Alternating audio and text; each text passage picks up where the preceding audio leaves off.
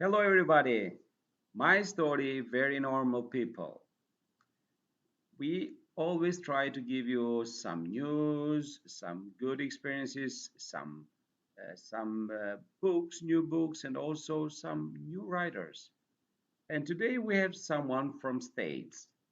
As you can see, the the video is very clear. Actually, there are two. She's Caroline. Welcome, Caroline, in our show. Thanks. Glad to be here. And I mean, who's the other one? That comes around with a tail with just so this one, yes. this is Percy, Percy. my Okay. cat. Oh, welcome. So, Caroline, can you tell us a little bit about yourself? Um, well, have a cat. I have two cats actually, and two dogs, but Hmm. Percy's the only one who usually shows up on camera. Um, I live in Maryland. I'm a freelance writer. I also write novels. Ecological Memory, which I want to talk about today, is my second novel. Hmm. Um, I'm not sure what else to say. I like long walks on the beach. I actually do. Uh, yeah, I like hiking when I get a chance, and I live near the beach. It's the Atlantic Ocean is about 2 miles that way. Okay. Okay.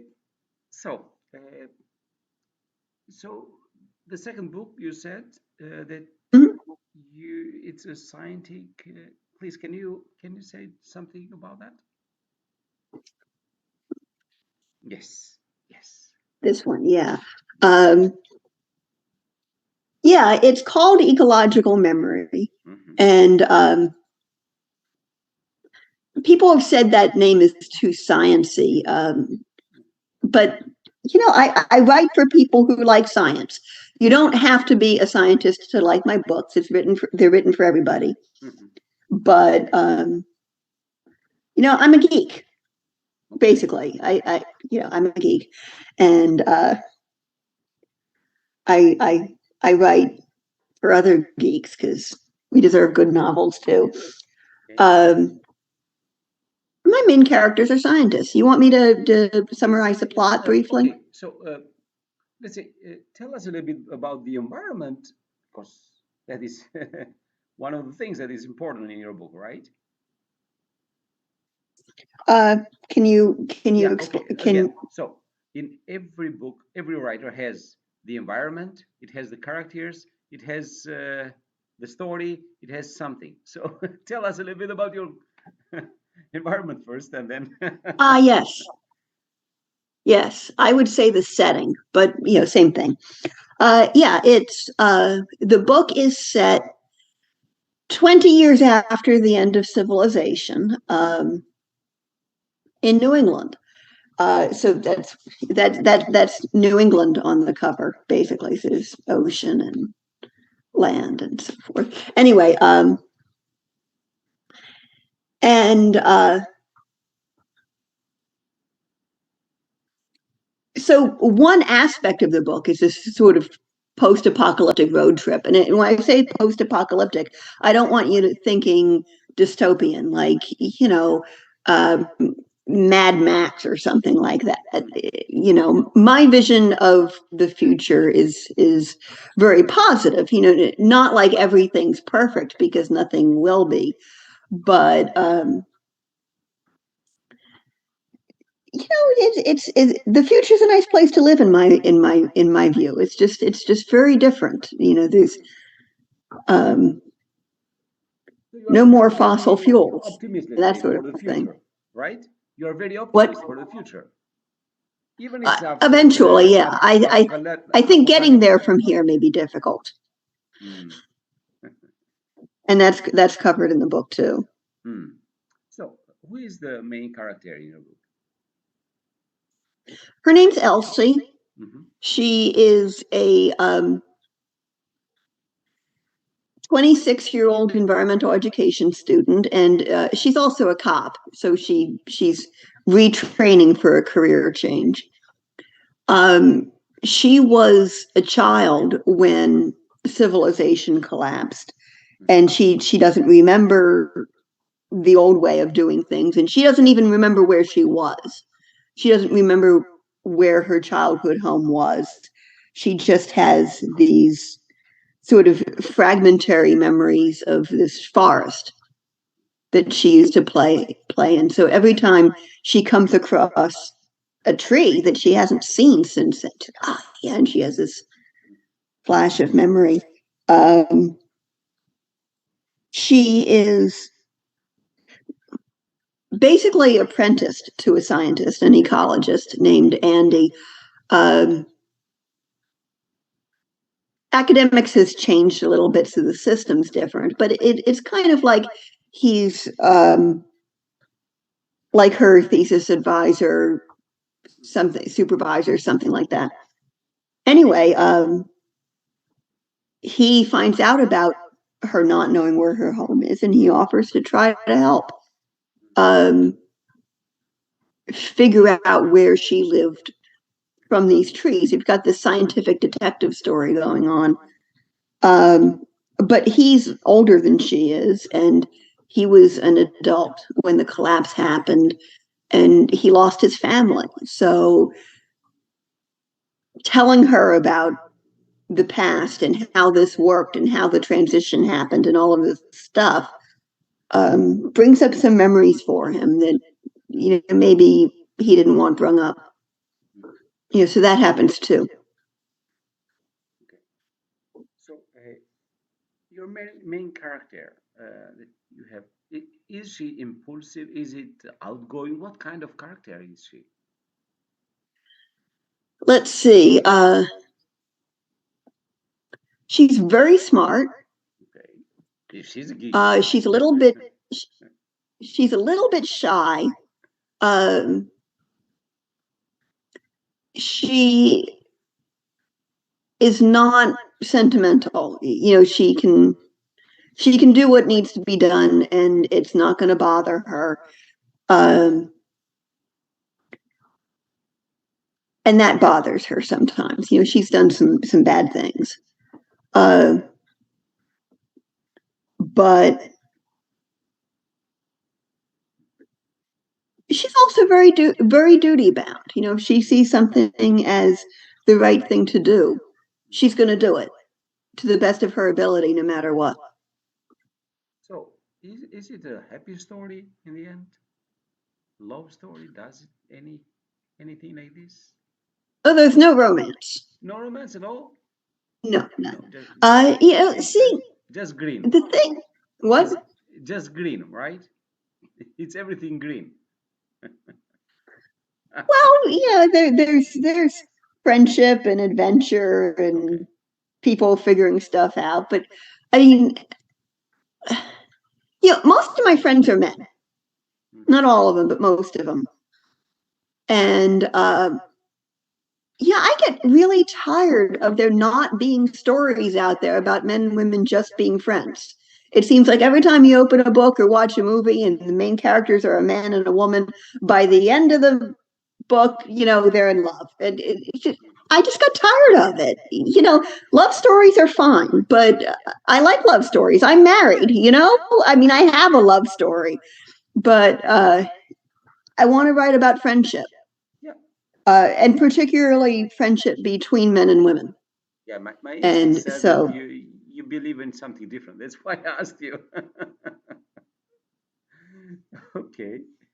So, uh, what about all these stories that we watch every day on on the news? Where they say uh, our even the weather now has gone mad because of what we do.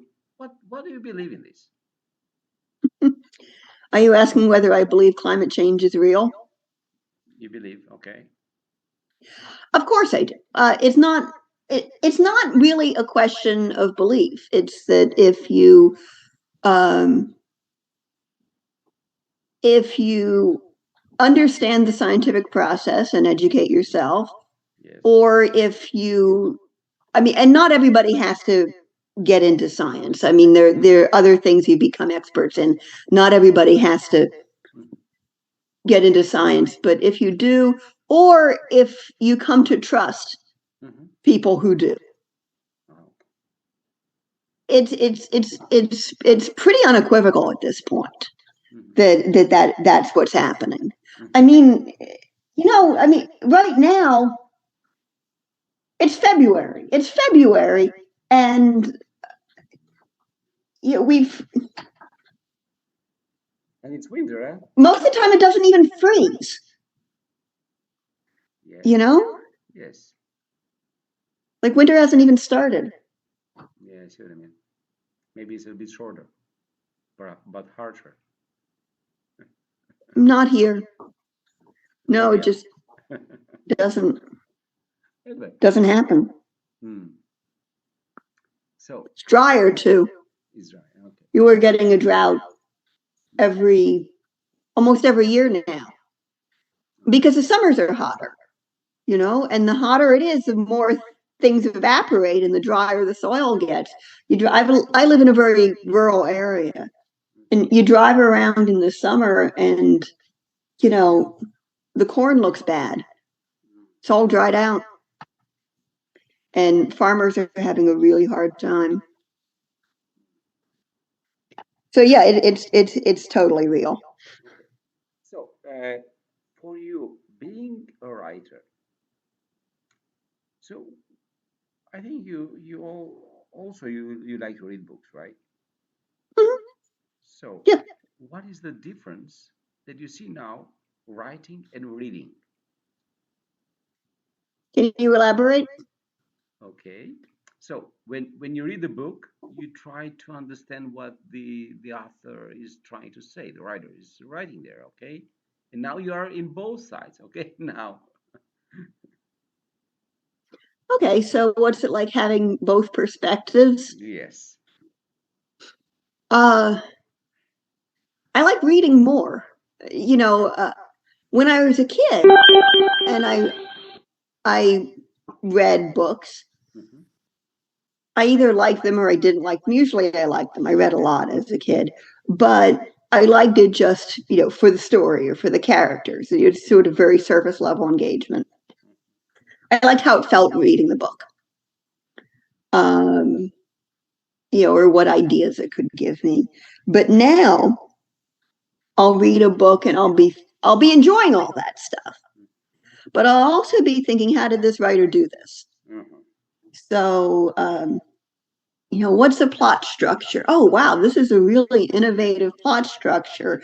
Could I do that? That looks really challenging. This writer pulled it off. That's really impressive. Oh my goodness. Or, oh wow, this description. It's really succinct and short, but it makes all of these ideas come into my mind. Isn't that amazing? Maybe I could figure out how to do that, how to make all these ideas happen with just a couple of details here. Wouldn't that be cool? And it's this whole other dimension to it. It's lovely. Writing is the best thing for reading, in my opinion. Okay. Reading is the best thing for writing. A lot of writers who are just starting out. I'm a lot of Facebook writers groups, and I see questions people ask, and a lot of them are asking very basic questions.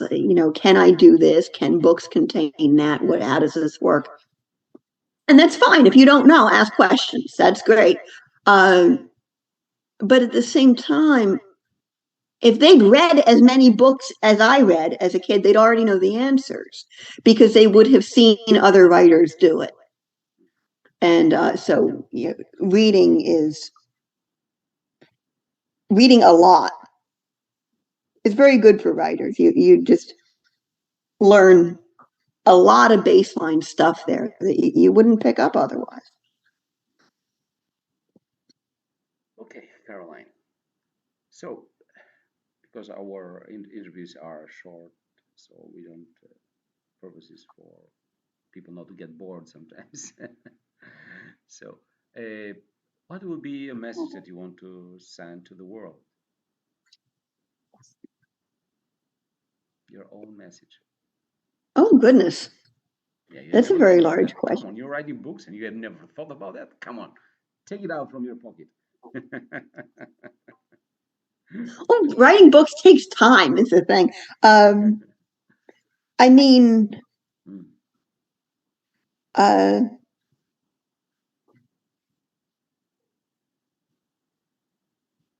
support climate action. I mean, that's the most important thing right now. mm. It's not really what my book is about, but that's That's you the know thrill, let's say. Yeah. nothing else that's important is going to happen if we lose a place we live. Yes, that's correct. Nothing else that's important will survive otherwise. Yes. Okay, Caroline. Thank you very much. It was a pleasure to have you in our show, and we hope to see you again. Thank you. Thank you for having me.